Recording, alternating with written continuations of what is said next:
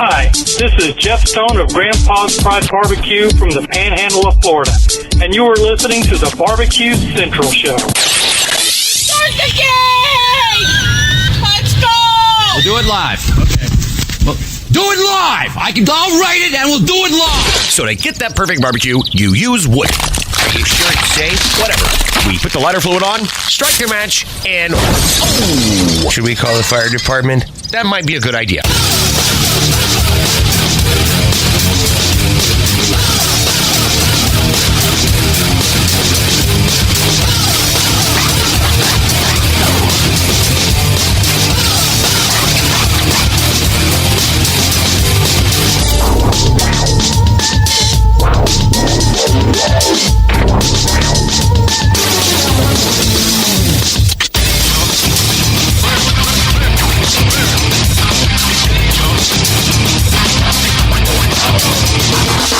Hey, good evening, and welcome to the really big Barbecue Central Show. This is the show that talks about all things that are important to the world of barbecue and grilling.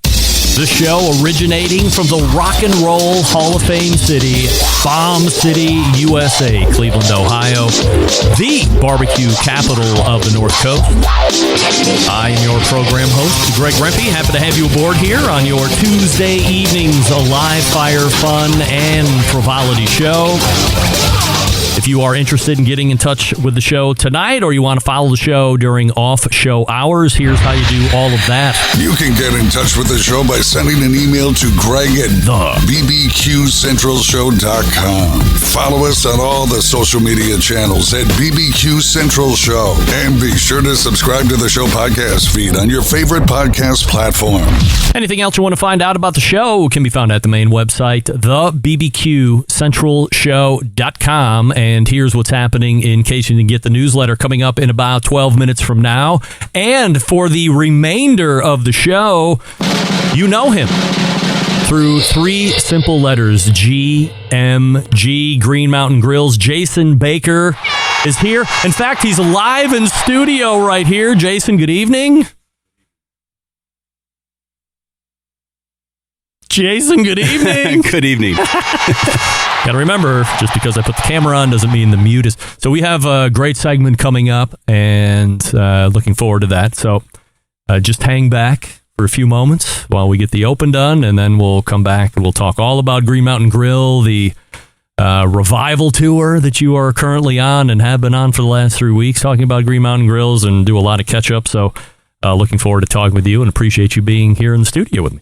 Absolutely. All right, stand by. That's Jason Baker. So we're really happy to have another in-studio guest, two in less than 2 months, which is great. That hardly ever happens.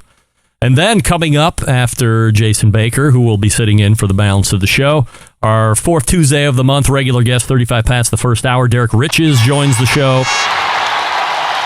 We'll be talking about time. We'll be talking about temperature, how those are related in relation to food safety, and that'll bring a wrap to the first hour. Then move to the second hour.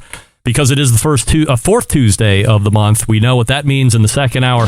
The ever-popular embedded correspondence segment is coming up. Holy moly. Let me just say this. We have Doug, we have John, we have Rusty, and we have Jason sitting in. We have the largest list of 100% assurity questions that we have ever generated during the course of this segment. We will probably not get to anything else except answering 100% assurity questions. And of course, as we've done over the last couple months, if a particular question deserves to be drilled down for further context on why somebody says yes or why somebody says no, then we will make sure that we drill down into those specific questions. So looking forward to any and all of that. That is your second hour. So Jason Baker coming up shortly. Derek Riches after him. Embedded correspondence along with Jason Baker in the second hour. You can follow me socially at Instagram, X, Snapchat. See, when it's not Twitter anymore, Jason, I get confused. X throws me off. I know it's right, but it throws me off. All of those, you can follow me at BBQ Central Show, number one. And you can also watch the show, if you would prefer, by going to Facebook or Twitch, YouTube.com/BBQ Central Show. You can also watch the show on YouTube, which is youtube.com/@BBQ Central Show. And we do have a new YouTube poll question of the week. And I'm asking everybody this, and we'll ask Jason Baker as he opens the next segment.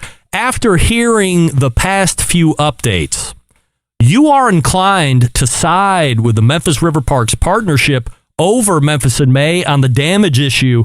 Currently, 50%. Oh, wait a second. It just changed. It's a 50-50 split. Or, wow. If this isn't proper journalism, me bringing you the stories and what's actually happening, what's being reported, I don't know what it is.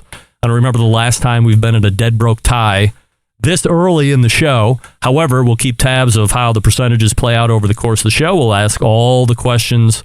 We'll ask this question to all the guests for the rest of the evening. And if I can try and remember, we'll give you a final tally at the end of the show.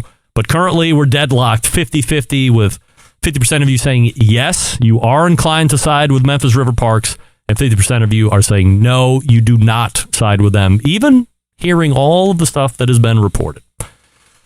So let's start here this evening. The 2023 Hartville Hardware Grill Fest recap. First of all, thank you so much to Kelly and my man Steve for bringing me back yet again as the MC of this incredible event. All of the Hartville Hardware employees who are making that event run so smoothly. They're all so nice. They're all so helpful, wonderful folks to be around, not just from a talent interaction standpoint, but I see them working in the stores, taking care of the customers. This is exactly what proper, great, superior customer service is all about. If you ever want to learn about it, go to Hartville and observe what they're doing there on a day-to-day basis. Here's the setup of what Grill Fest is in case you're new to the show. You didn't hear me promoting it over the last couple of weeks. First of all, there's a rib competition and a pork belly competition. There's also a black box that was added around 11:30 in the morning that the competition cooks weren't aware of. So they had to come up with a one-bite dish using chicken, bacon, Brussels sprouts, and mango, I think it was. Now, they could bring some pantry items along with them, but that was what was in the black box. It was 25% of the score, so you couldn't just squander an opportunity on the black box and think that you were actually going to do well in your respective categories. Then, aside from the barbecue competition, we have live demos starting at 10:30 a.m. They ran through 2:30 p.m.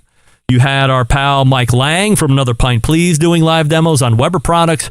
You had Captain Ron, who was doing demo on the Big Green Egg. And then, of course, the star herself, Danielle Bennett, Diva Q, doing not one but two demos. She opened and closed the demo portion on Traeger products. Huge vendor area that has never been there before. It went all the way out into the parking lot. There were folks from Gosney. There were local vendors. Matt Frampton, the Pizziola to Pizziola, was there. Believe it or not, Matt Frampton was there, Jason, if you can believe. And first time I've met Matt face-to-face. He had to knock out a little early, had some things going on, but great to see him. He was selling all of his doughs, sauces, and spices. He was cooking pizza for sampling. So, anybody who was anybody in the barbecue retail space was there. Personalities were there. Lots of reps from various brands that they carry at Hartville Hardware to answer all your questions. Great deals, of course, because that's what it's all about.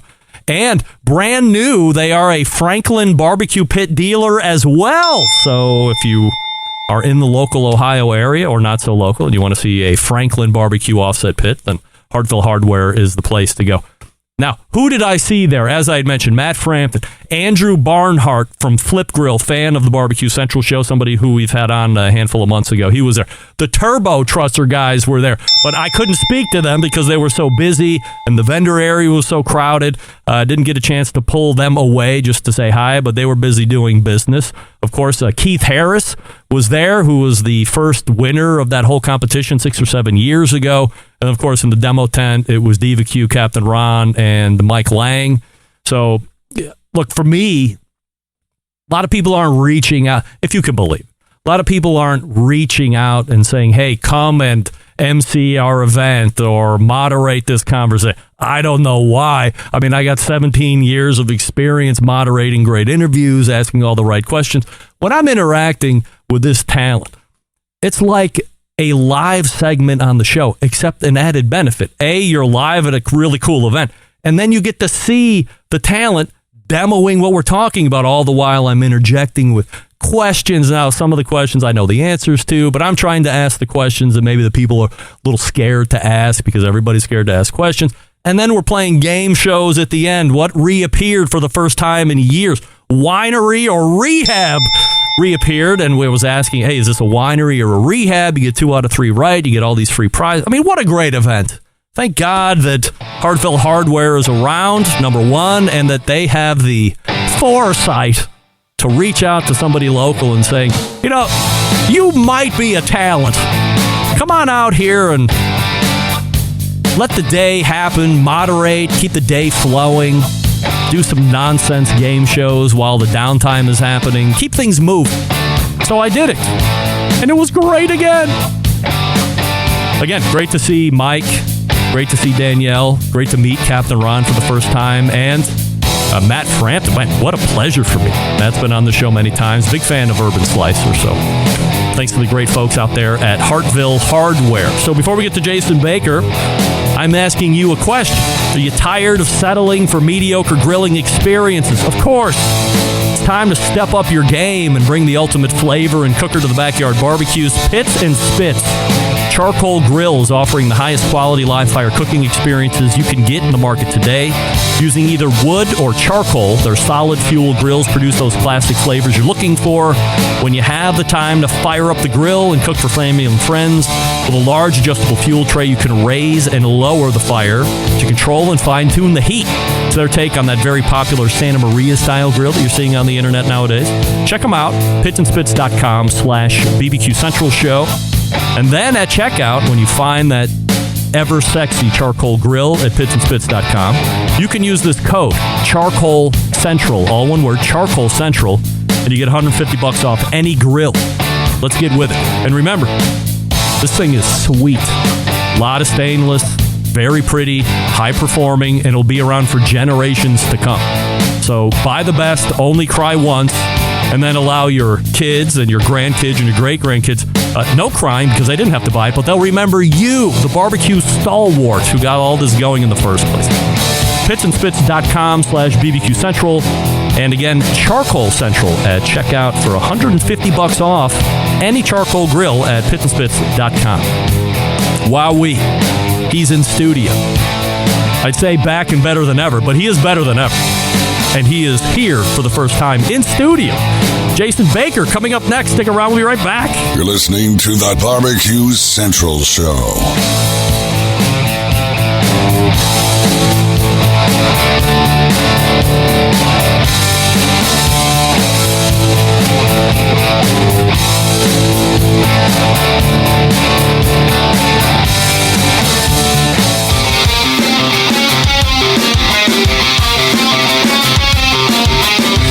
Broadcasting live from the Barbecue Central Show studios in Cleveland, Ohio. You're listening to the Barbecue Central Show. Once again, here's your host, Greg Rempe. Welcome back. This portion of the show being brought to you by cookinpellets.com, your number one source for quality wood pellets for all your pellet-driven cookers. Visit cookinpellets.com for more information to see what they offer. And then when you're ready to buy, go to Amazon.com, go to Walmart.com, go to Lowe's.com, buy from them. Same great choices, even better shipping than you can get from cookinpellets.com. And Chris Becker told me to say that.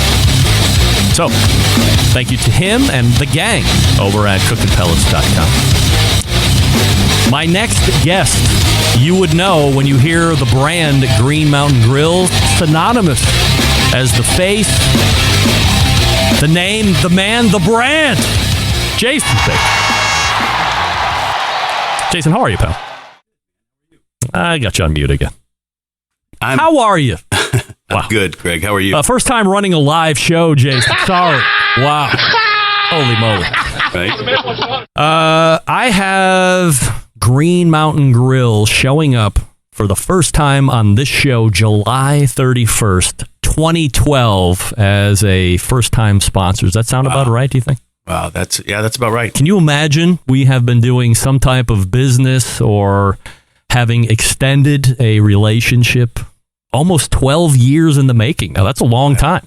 It's wild, right? Is that longer than any girl you dated in high school? Absolutely. Of course. Wow. So a lot of places to start with you here, and I guess the first question is, what's been going on with Green Mountain Grill over the past 2 years? Because that was the last time you were on the show, February 2020. Gosh, it's been that long. Yeah. Wow. Well, I think, COVID changed everything for a lot of different companies, but we went through a lot of changes, a lot of trials and tribulations. For the most part, I think we got into a complacency where grill sales were astronomical, 2020, 2021. And then things started to change a lot in 2022 and then obviously 2023. But, we've gone through some of those ups and downs and gotten to a point here where there's a lot that has changed. There's a lot that's gone on, but we're coming here with some of the best stuff we've ever created. We are ready to go into 2024 with product lines that we're truly proud of. And I think that we are bringing things that people have never seen in barbecue. And I think that we're also bringing things that at a value that people deserve. I said it earlier, and I just jokingly, but we want to continue to be the people's pellet grill. That's where we live, and we want to keep focusing on the brick and mortar. The brick and mortar model is important to us, and that's kind of what I've been doing the last couple weeks, 3 weeks. It's just go out and listen to our dealers and figure out what we need to be doing and where we sit currently and where do we need to go in the future. And it's been great to sit down with a lot of these dealers throughout the country and just kind of go through and talk about the next steps of Green Mountain Grills and 2024. So we've heard through other shows that there is going to be a unveiling at some point of whatever a new version of a Green Mountain Grill is going to look like. But perhaps the question before that, and we're not going to be talking about that. I know there's some marketing things that you guys have set to launch, and we're not looking to scoop or get in front of anybody like that. I've known you too long to try and put you in a spot like that, and I respect that. Why does there have to be a new Green Mountain Grill? I think we've rested on our laurels for a long time. I think we haven't made a lot of changes in the Prime series for a while, and we've gone through a need to pivot, and we jumped into a new manufacturing facility early here in this year, and started to really focus on some of the key changes that we wanted to make that we'd been talking about for years. But again, we got complacent. I think a lot of people got complacent during 2020, 2021. I think that there were a lot of just sales. I mean, everybody was selling, right? It was a wild time in the barbecue industry. And you see the ripple effects and the aftermath of what's taken place from that. It's pretty devastating when you really look at what's happened to a lot of companies who didn't focus necessarily on where I think a lot of people thought that was just going to continue on forever. And do you really think that, Jason? When you've had 2 years of numbers that you have never seen before in the history of the industry, what kind of business mind looks at that and says, this has never happened before, we should bet on this as something that is going to happen from now on? It seems like the better, I guess, Monday morning quarterback, right? But sure, I never thought while this was happening that this is something that was going to stick. You should double down. You should build new facilities. You should do all this other stuff because you're just going to be making hay left and right. It just seemed odd. You look at the environment, people are home. I didn't necessarily think that people were going to be home forever going forward.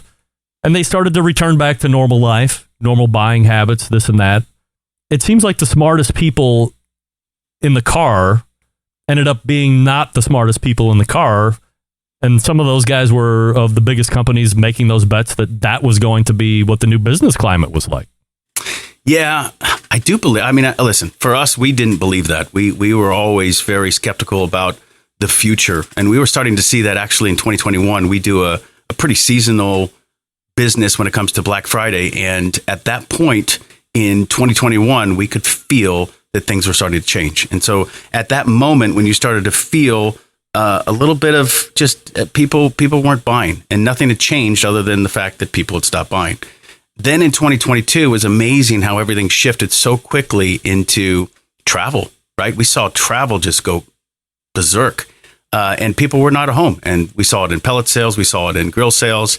It was a different environment. And I think that there were a lot of people. I mean, I've definitely been around plenty of entity leaders who believed that this thing was going to continue, at least at some level.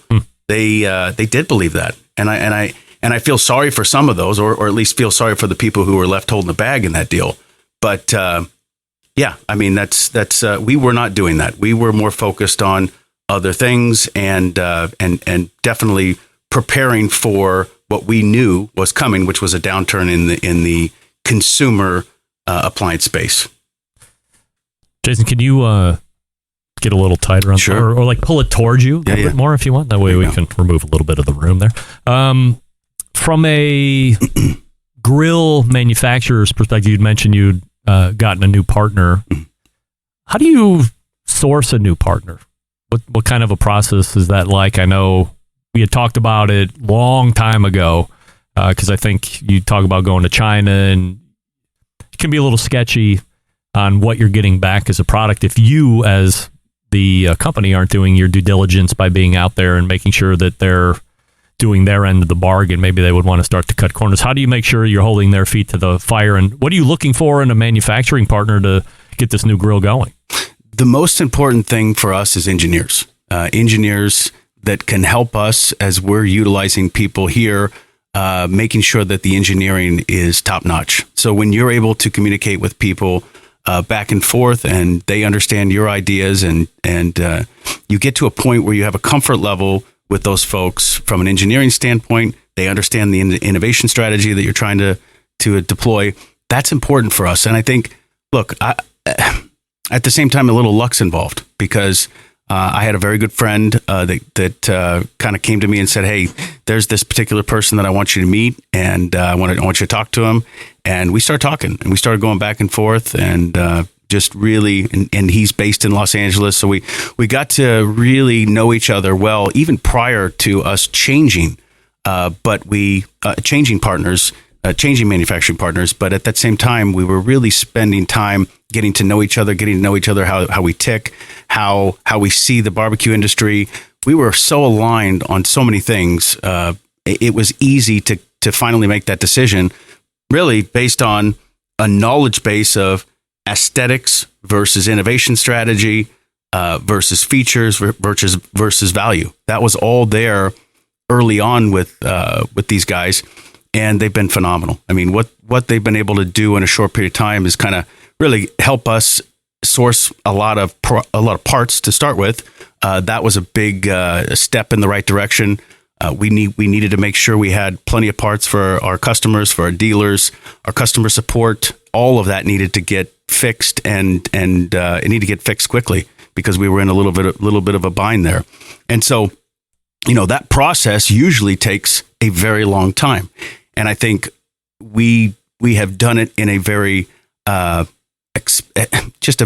expeditious way. We've gotten to a point now where we've got engineers. We're going back and forth in the middle of the night, 2 a.m, 3 a.m, going back and forth on things. And when you're able to communicate strongly through all of the things that you want to create, all the things that you like, things you don't like about your particular units, that is everything. It's that's the game changer. So that's short answer there. I'm not asking you about the legal stuff with Traeger, but that went on a long time to the point where there was a time not too long ago where I'm having a off-air conversation with Jason Baker, and you're like, "Oh my God, like it's just never ending. I'm burned out. I think I'm going to go open a restaurant because that's like what you were into, or what you had done, previous. That was something that you did. What changes to make you decide, you know what? I am going to stick with Green Mountain Grill. And by the way, not easy to step away from something that you had poured your heart and soul in for all those years, to say, I'm getting out of the industry. Totally understandable to want to do that, but why stay in it? Man, it's a passion. It is.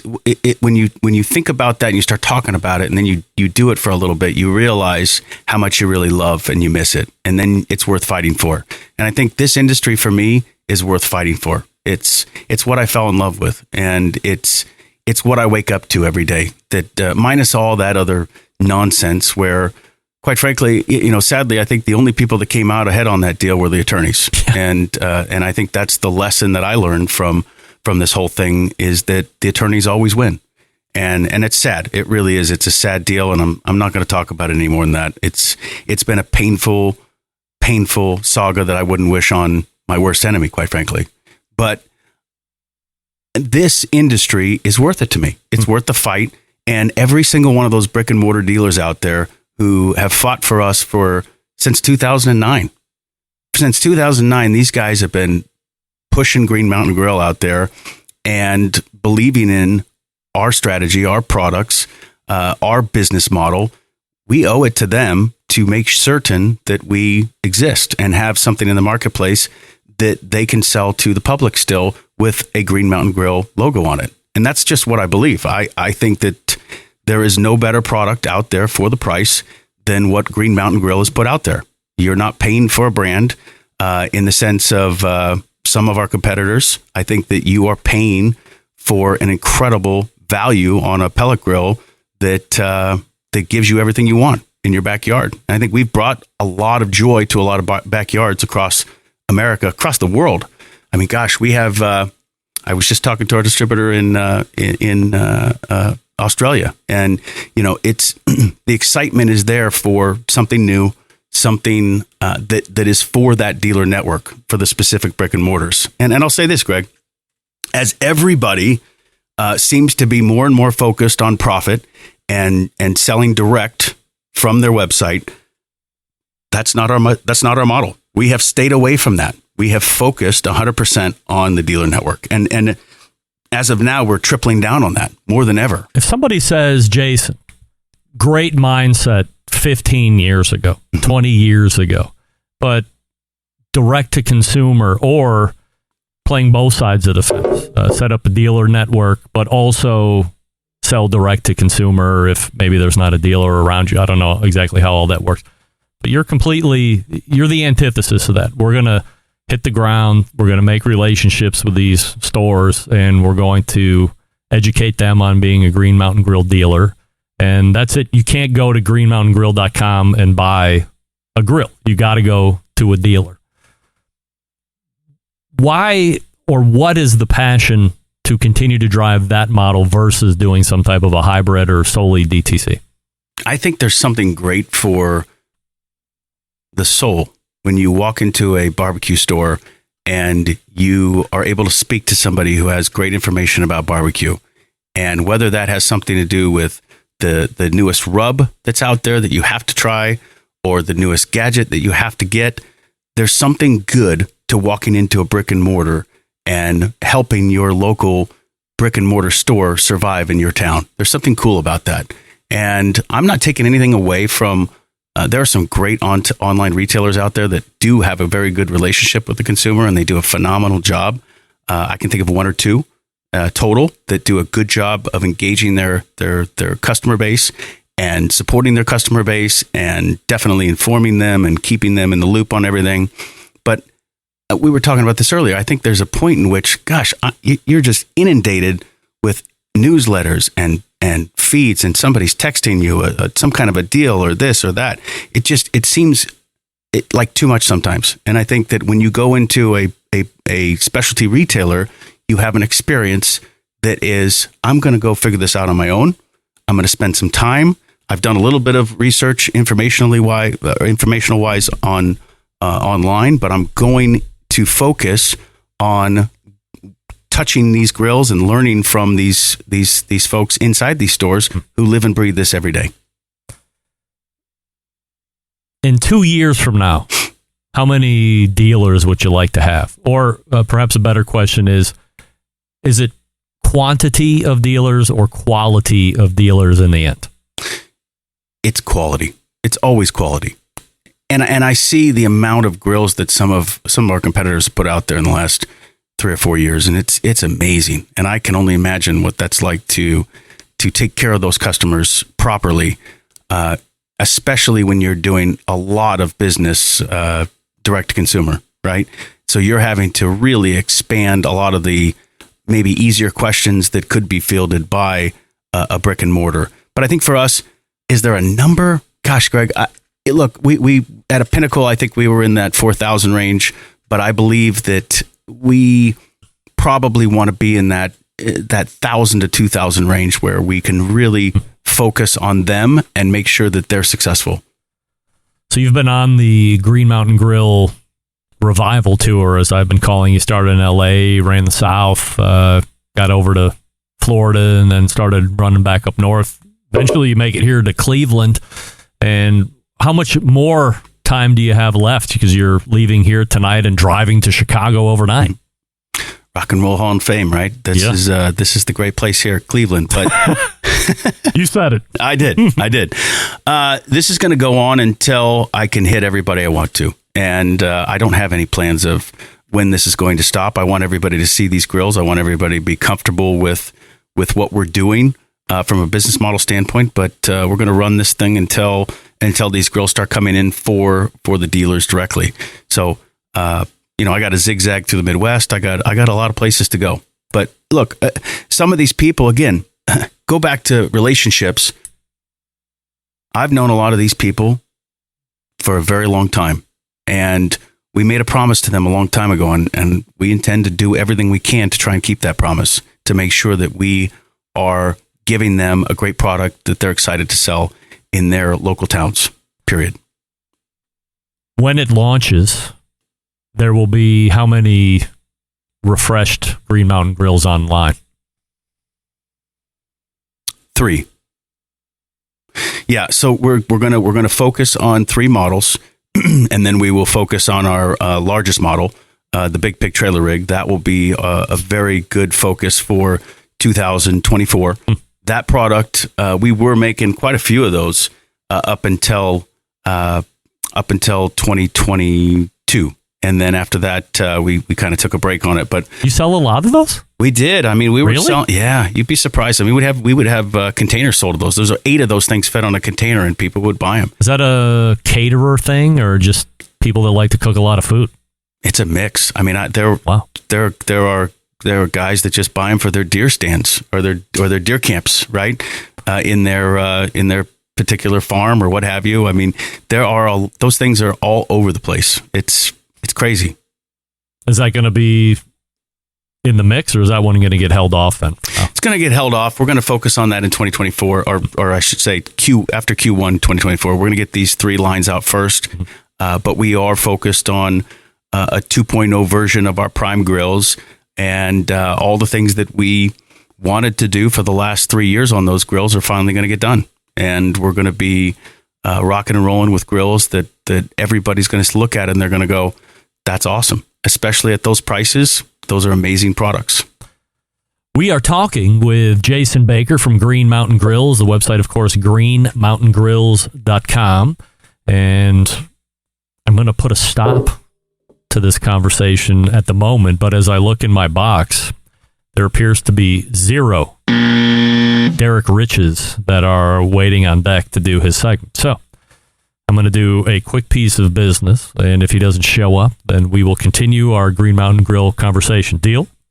Deal. All right, stand by. We're talking with Jason Baker, who was in studio all evening. So if you can't get enough of him in the first hour, relax. We got a whole second hour where he's going to be jumping in with the embedded correspondence, answering the 100% assurity questions, and we'll see if Derek Riches doesn't make some type of an appearance here over the next few minutes or not. So before we get back to talking with Jason, or we pick up a conversation with Derek Riches, I'll talk to you quickly about Primo Grills. What do we love about ceramic cookers? We love that they're fuel efficient. They can achieve low and slow temperatures for traditional barbecue meats, but we also love that they can get rip-roaring hot for the high-temperature grilling of steaks and other thin cuts. But what's missing in the everyday ceramic lineup? The real ability to do true two-zone cooking. Two-zone cooking, very important to both professional and backyard cooks alike.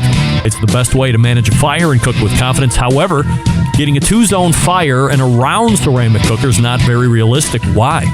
Because it's round. Enter Primo Grills and their game-changing oval design. The shape gives you the ability to execute that two-zone setup that you desire. It also gives you all the other ceramic grill benefits as well. When you break it down, there's more than 60 different ways to configure the Primo cooker and cook with, so you're only limited by your culinary imagination. They have all the gadgets and accessories that you want anymore, so they have that Primo Grill rotisserie, the Primo Grill pizza accessory, the half pan, the full pan, the rib racks, you name it. They even have a griddle insert that you can put in all the various sizes of the Primo Grill as well, taking advantage of some of that griddle mania that's been going on over the last year and a half. Here's the bottom line. Best ceramics in the biz, yes. Patented technology, yes. True two-zone cooking capabilities, multiple sizes, yes and yes. If you just have to have a round Primo, well, guess what? You can. They actually make a round one. But I encourage you to push away from the norm and go with that oval. Just from the two-zone capabilities by itself. You can put a separator in there. You can bank the coals off to one side. You can even put a deflector plate on the non-coal side and then put meat on top of that. Or if you want a little bit more of a higher heat, you can put the deflector plate above the hot coals and then your meat above that, so it's going to cook a little bit faster. And that deflector plate doesn't allow for the direct heat, depending on what you're cooking. So many different ways to cook on this thing. And as I've said, week in and week out, you're going to be surprised after the ceramics heat up how humid the cooking environment is. I put ribs on a couple weeks ago. So humid. Very succulent ribs. Very good. Only sold through dealers, just like Green Mountain Grills, believe it or not. So you have to go to primogrill.com, find a dealer near you, and then you can check out all the different sizes of ovals that they have, touch them, feel them, and then buy the one that best fits your needs. And they get all the accessories while you're there as well. Why not? primogrill.com. That's primogrill.com. And we'll be back right after this. Stick around. You're listening to the Barbecue Central Show.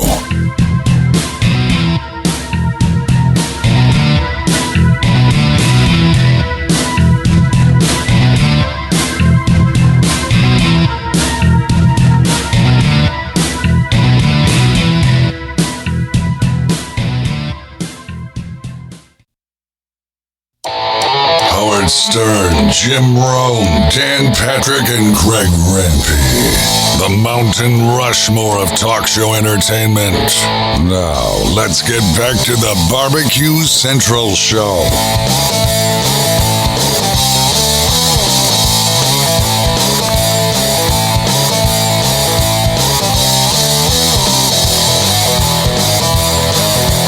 Welcome back.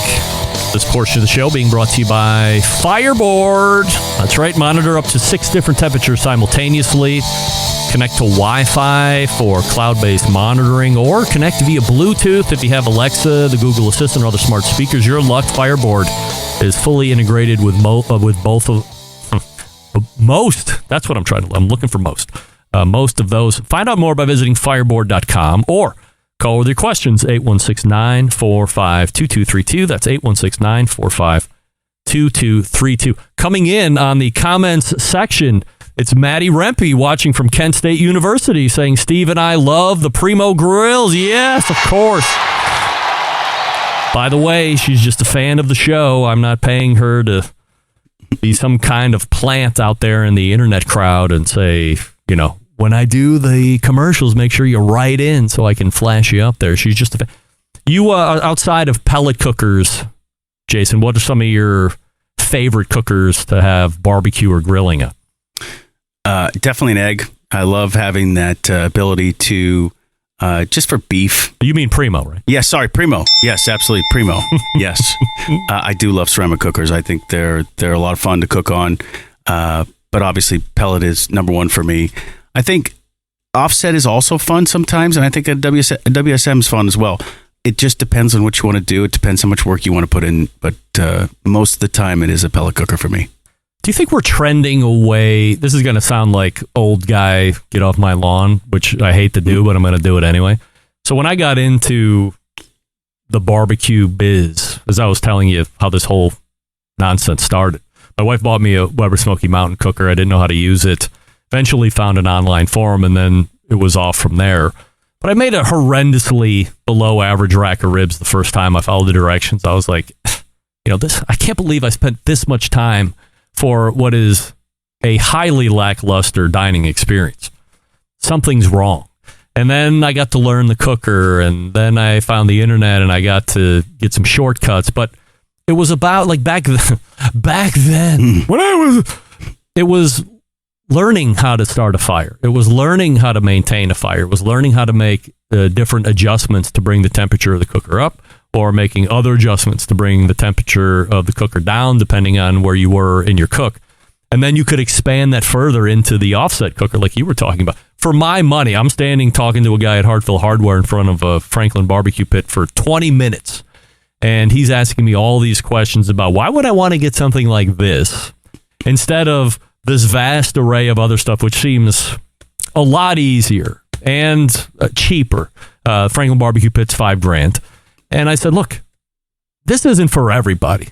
But if you are what I would call either an old school guy or a barbecue purist, and at some point in every month you have time to feed a fire, I would challenge anybody to show me a better, I think when you can do it right, an offset pit provides some of the best barbecue you can make. I further bolster my argument by saying if you go down to Texas, or a lot of other barbecue meccas, not Carolina so much, they're using offset pits. People rave about how great that barbecue is, so it has to be something to that. But there is also a lifestyle that's attached to that. The long way to go to ask you if you think we have gone away from finding the romance of learning how to build a fire, keep a fire, whether it be charcoal or whether it be an offset type pit. Yeah, have we gone away from the romance of it? I would say that not entirely. I think there will always be purists out there, and I think do more people want to just be able to throw the pellets in, set a temperature, and know that part of it they don't necessarily have to be expert at? They do. There's definitely a part of that, but it's amazing to me how many times you look at somebody's backyard and see all kinds of different options. You really do. I mean, I'm in backyards a lot, and it's not abnormal to see an offset cooker, a ceramic cooker, a pellet grill. It's not abnormal to see these things, or just a regular kettle, right? So, and from a financial standpoint, you can do all that, right? I mean, a lot of those grills that I mentioned, you can be pretty reasonably priced, not a Franklin necessarily, but most of those offset cookers you can find at Buc-ee's, for instance. I think I saw for $2.99, right? If you wanted to just start on something to learn it. If you want a kettle, they're $100, right? Just having that ability to find that romance when you want to. But I think when you're busy, a pellet grill makes sense. A pellet grill is the ease. It's that technology. Everything is there for the consumer to live their busy life.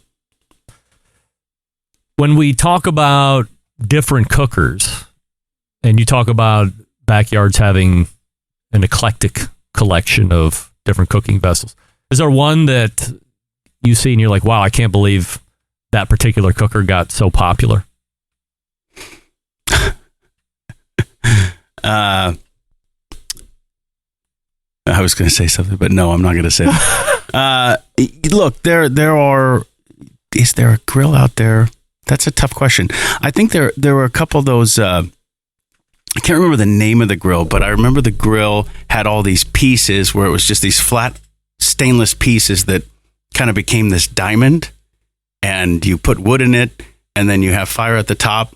Do you remember those? You remember seeing those? Was that the Karubacue? Fire at the top? Maybe. like wood fire at the top. Yes, wood fire at the I think top. that's the Karuba. Is that what it was? Looked like a dorm refrigerator. It did look like a dorm. I was surprised that some of that stuff went as mainstream, at least for a short time being mainstream.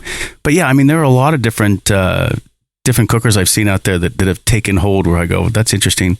I think the fire disc was one of those too. I tried to learn how to cook on that fire disc, and it was difficult for me, but it looked like a cool product. And I'm sure, again, there are certain products that are not for everybody. Are you surprised that griddling has taken off as much as it has? I'm surprised how much people pay for those things. I think that there are... What's too much to pay, Jason?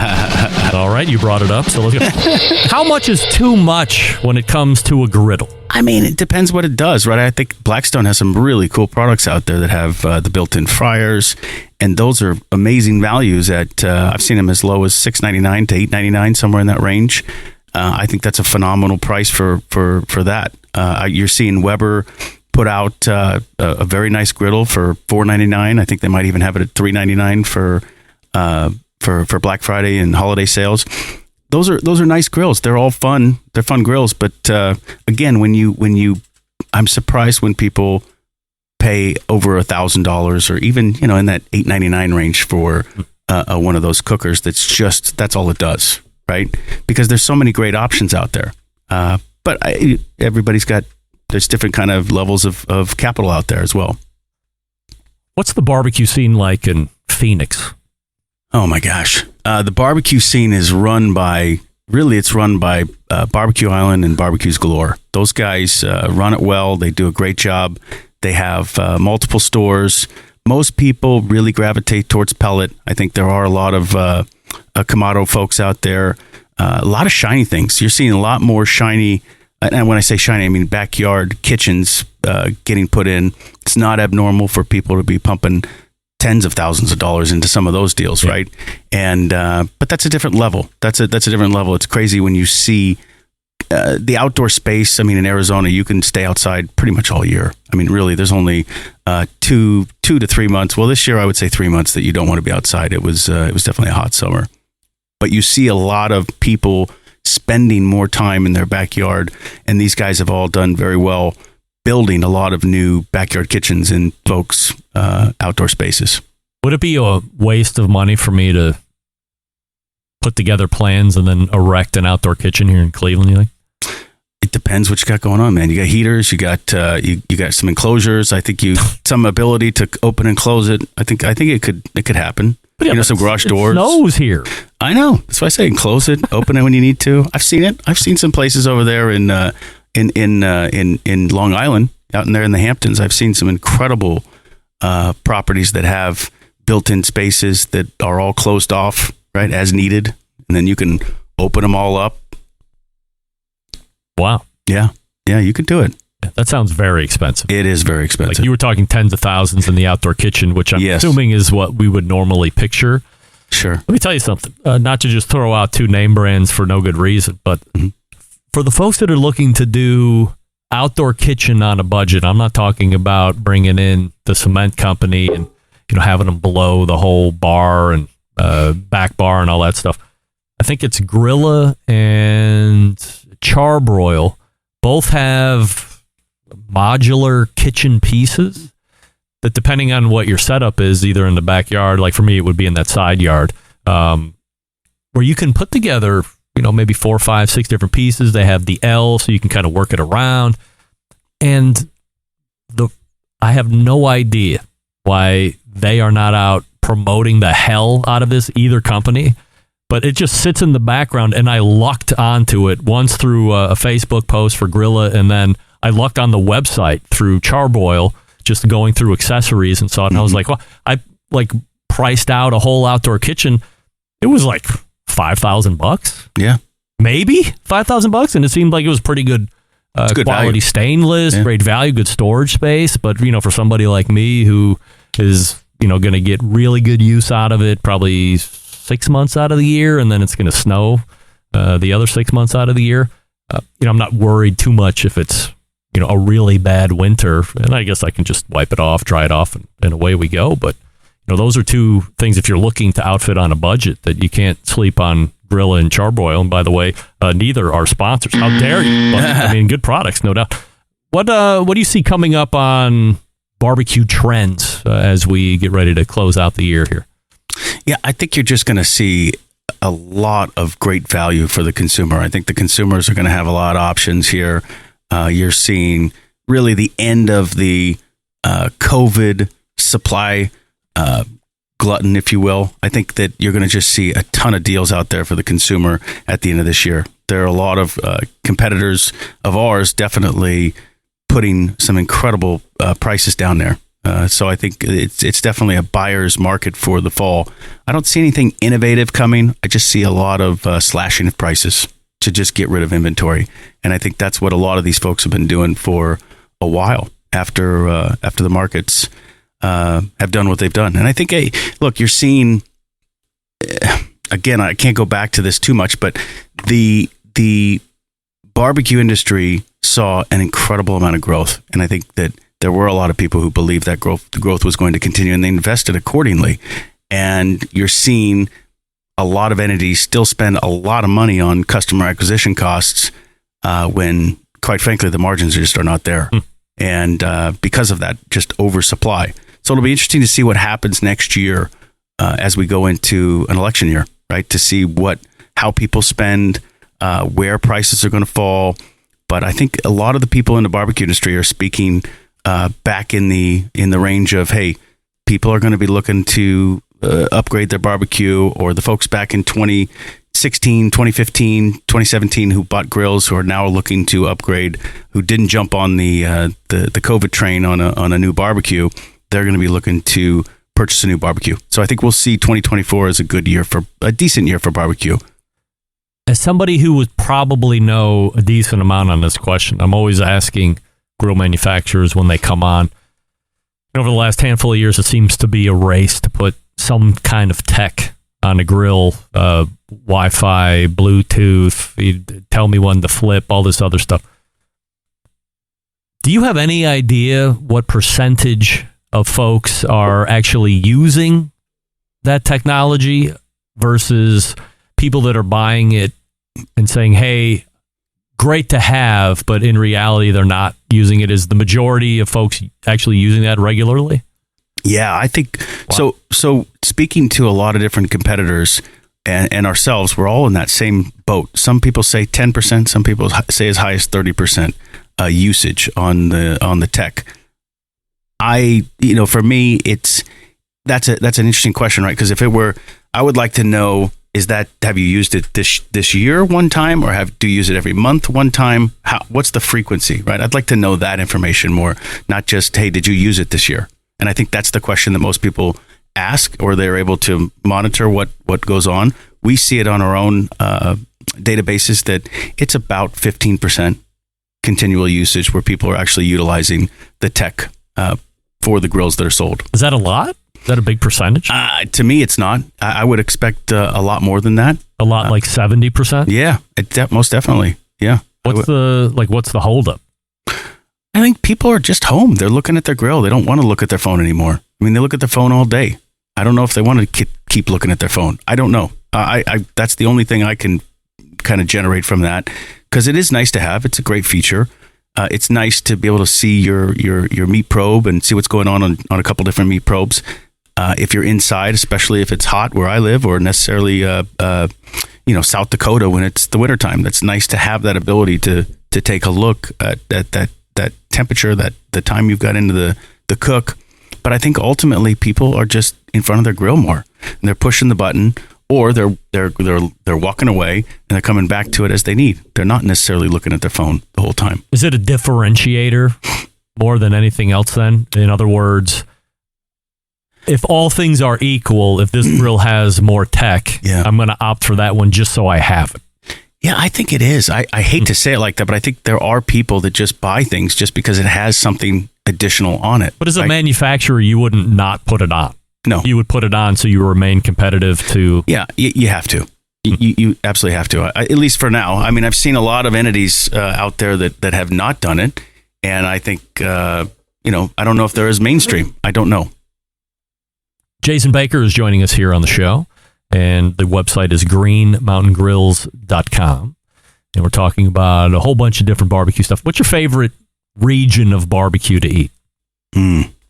Depends what you're in the mood for, right? If I'm going for brisket, it's got to be Texas, right? Texas just does it right. It's easy, it's smoke, it's simple flavor. I love the briskets that I have in Texas. I would say Mississippi does a phenomenal job on ribs. I think ribs are great in Mississippi. Mississippi? I know. I'm telling you, I've had some of the best ribs. What's even a city in Mississippi? Well, you got Columbus. You've got... Isn't that Missouri? No. It's actually it's a great town. So Columbus, Mississippi is in basically kind of the middle, little south of Jackson, right? Do you know the area at all? I think. Okay. Well, you're close to Tuscaloosa, so then you start getting into Alabama, right? So it's right on that cusp of the border. I think you're about an hour and a half out from Columbus, Mississippi to Tuscaloosa, Alabama. But I'll tell you what, there's some great barbecue in those regions. Really? I'm not kidding, man. They know what they're doing out there in Mississippi. What about Louisiana? Louisiana does a great job too.